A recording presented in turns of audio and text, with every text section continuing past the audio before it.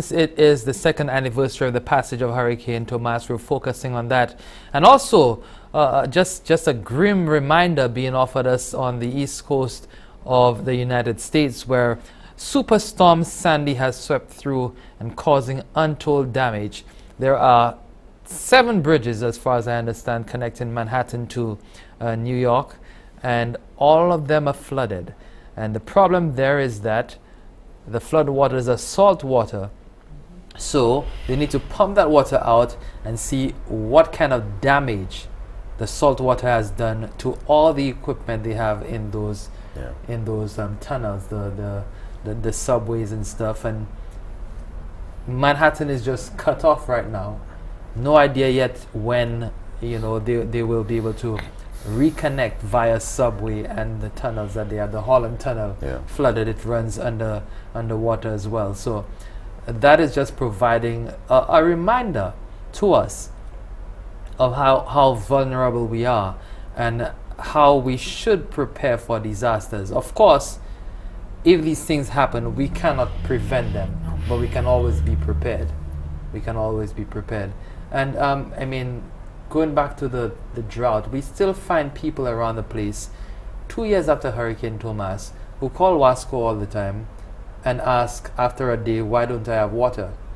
Which would indicate that there's no storage capacity. Yes. No storage capacity. Why are we still complaining about storage capacity or the lack of water when I mean the evidence and what we learned, or what we should have learned from Hurricane Tomas, was right there before us? But our traditions as well. When I was growing up, my grandmother did not let a can escape her. No, drums. Drums, bath pans, buckets, everything that could hold water, collected rainwater, and the public health officers would pass every now and then and give you the little to drop in the water, because it had mosquitoes and all those sorts of things, and it's rainwater, so you have to make sure you can use it for drinking and cooking.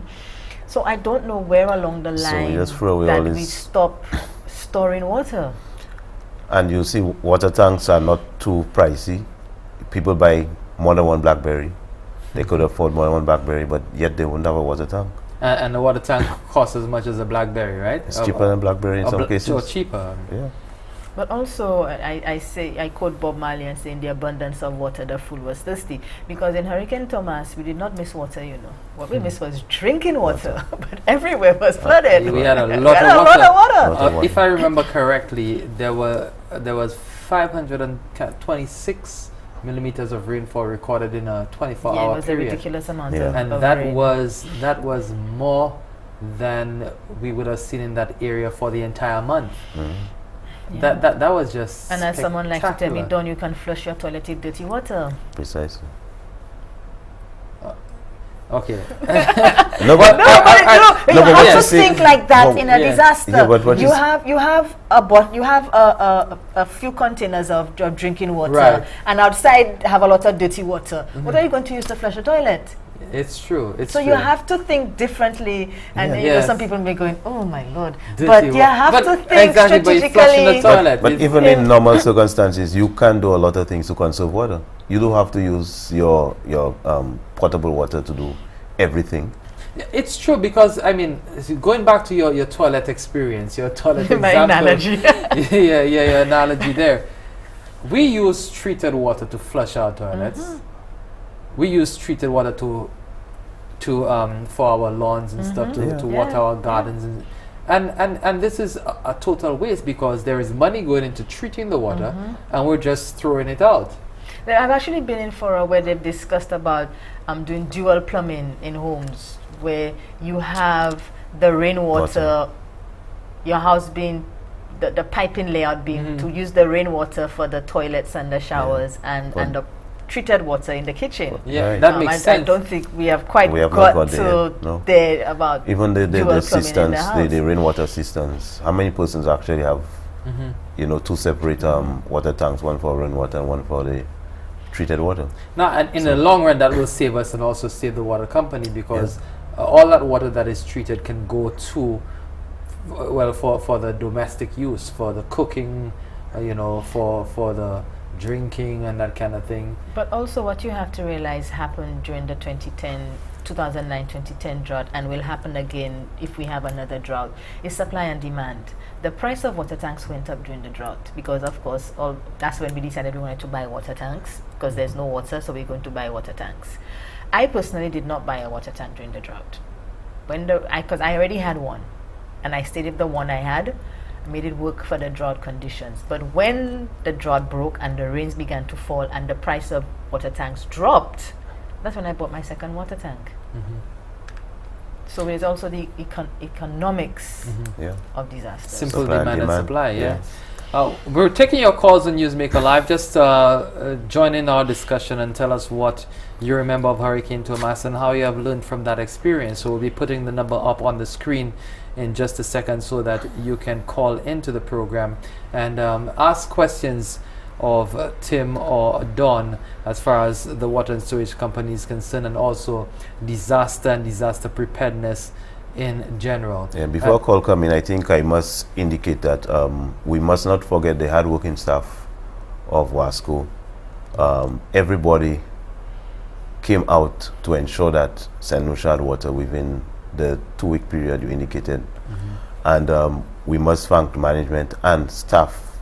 They were out every day, long hours, to ensure that we get water back to our customers.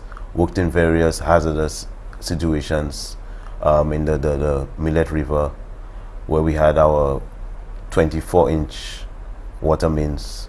They were in it night and day to ensure that all the pipes were put back in place.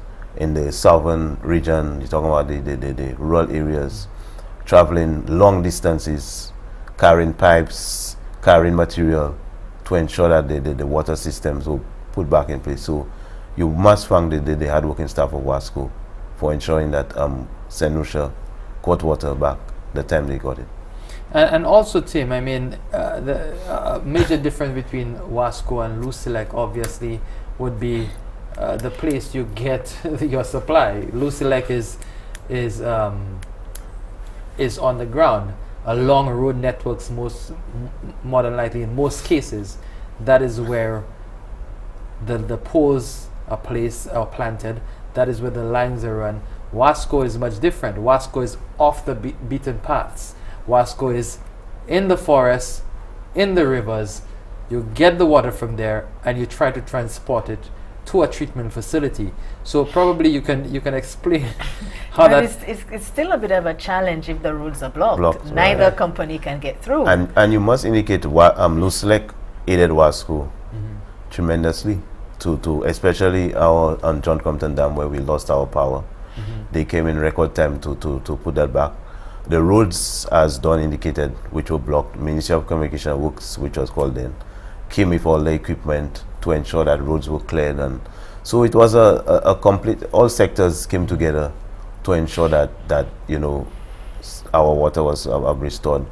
As you indicated, a lot of our intakes are far inland, long distances. You have no road to drive to get to these areas. Some of them are in areas which are snake infested, and the guys have to risk their life getting there.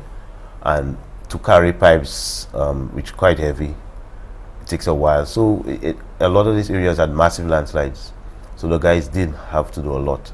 And I've heard of stories where guys carried pipes on their shoulders to get into these areas. Let's take this call. You'll talk about that, Tim, because I mean it is truly remarkable what they had to go through to get water in. Good evening, caller. Please go ahead with your contribution. Yeah, I'm just saying, since after the hurricane, water has been rationed in certain areas. And in Lakwamengo, sometimes 2 weeks no water. I mean, if it's been rationed, why 2 weeks in one area no water, you know? And that has been going on since the hurricane, you know? And it's like 2 years, I think, since the hurricane. Yes. I wonder why that's happening, you know? It's exactly 2 years, yes. Especially at Lakwamengo. Is that because they have no bourgeois living there to complain, or what? Because how can, in 2012, for persons to stay 2 weeks without water, you know? I mean, that never happened before, and I wonder why that's happening. Okay, thanks a lot, caller. Tim will respond to that. Yeah, thank you, caller, for your concern. I've taken a note, and I will look into that. It's obvious that is some other challenges preventing you from getting water on a more regular basis. So we'll have to look into that and see how we could improve that situation in Lakwa. But Lakwa should be on the main system. Yeah, so Lakwa is on the main system, so it should be something else preventing that from happening. Okay. Now, but talk about the guys before. I guess you'll get to talk about it, but we have another call right now. Good evening. Oh, we lost that call.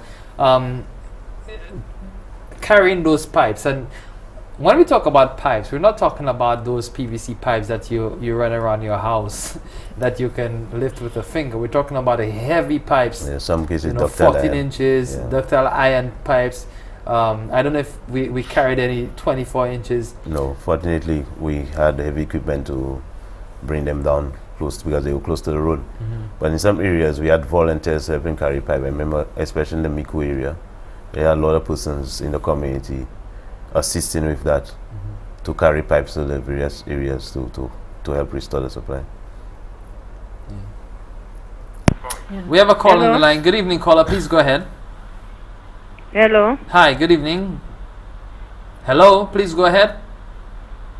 Hello, good night. Good night. Can you hear me? Please go ahead, caller. We can hear you. Hello. Hi, caller. Please go ahead. Yeah. What I call to explain that they have a water lower down Buapatat, and it's a while that water bursts there. People fall on the road already. That water leaking there just like a river. People in the area tired of making report on that water on the road. It's there up to now. That is what I have to say. Lower Buapatat by Saint is there.